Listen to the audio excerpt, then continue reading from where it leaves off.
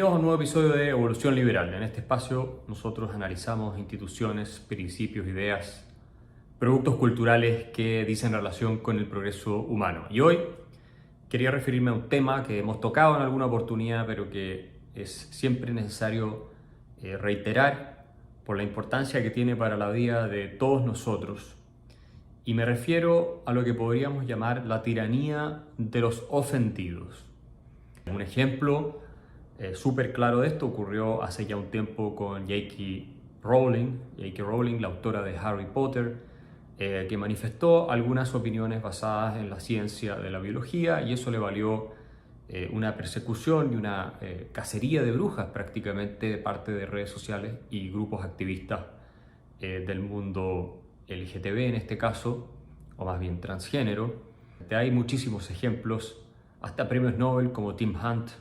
que ganó el Nobel de Medicina, han sido víctimas de este tipo de persecuciones. Lo que tenemos que entender es que detrás de esta tiranía de los ofendidos se encuentra el germen, obviamente, de un movimiento totalitario que no acepta la libertad de expresión, y esto es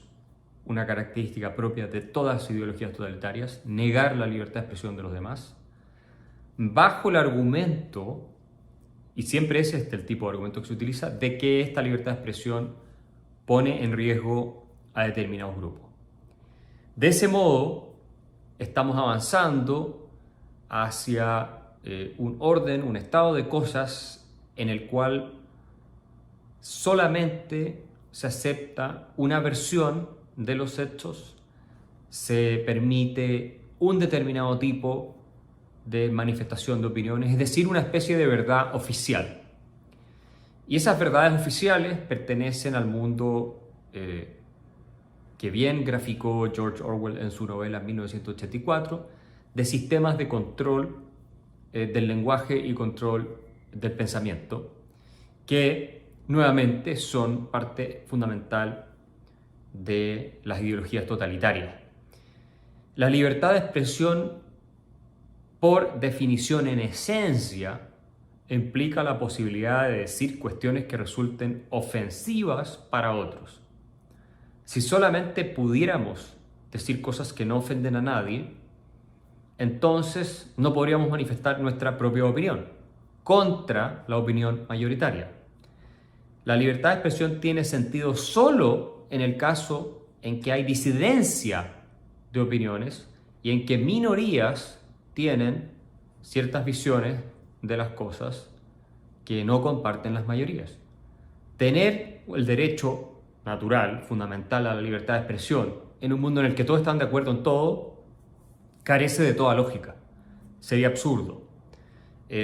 Precisamente porque la libertad de expresión lo que intenta proteger es al individuo que disiente de otros grupos para que pueda manifestar su visión del mundo, sus preferencias, sus valores, sus ideas,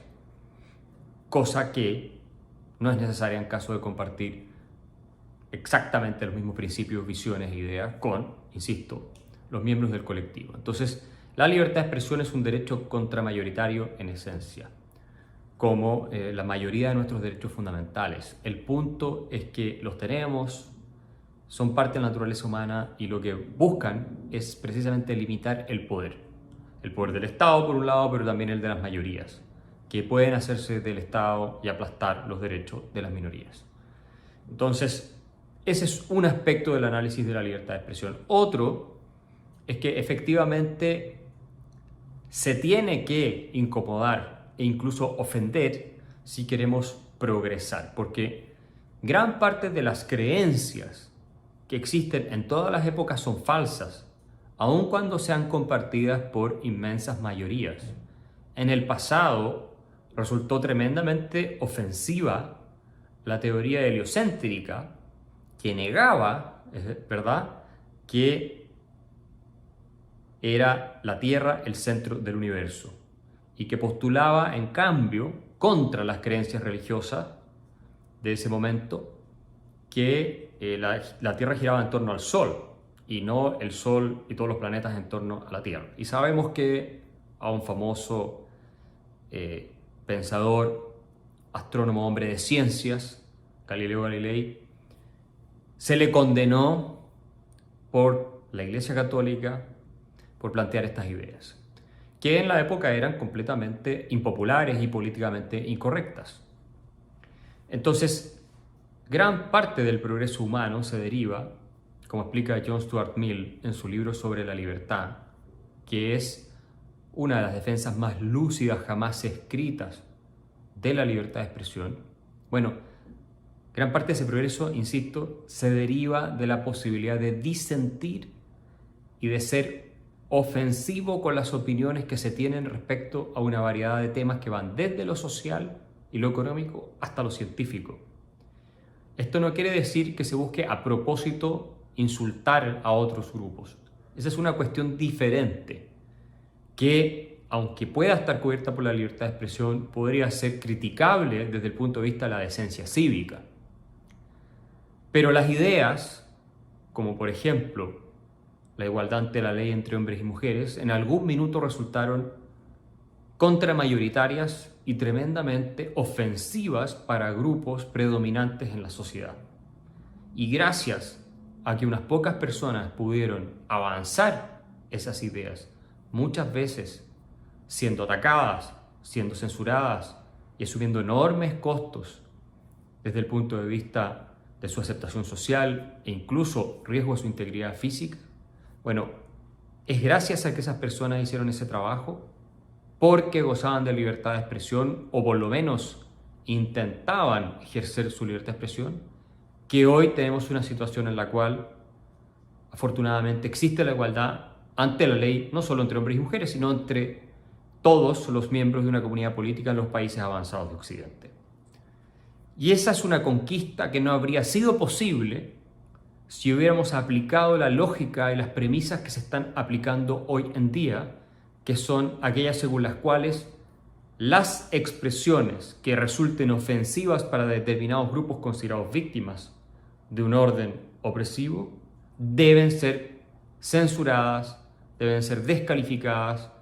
y sus emisores deben ser atacados y denostados. Jamás habríamos llegado a la igualdad ante la ley, jamás habríamos eliminado la esclavitud, jamás habríamos producido el progreso científico que hemos conseguido, jamás habríamos permitido que se separaran la Iglesia y el Estado, y así sucesivamente. La libertad individual, el orden social civilizado descansa fundamentalmente en la libertad de expresión, y ella implica, hay que insistir en este punto una vez más, la posibilidad de emitir opiniones o resultados de investigaciones que resultan tremendamente desagradables e incluso ofensivos para grupos diversos en la sociedad.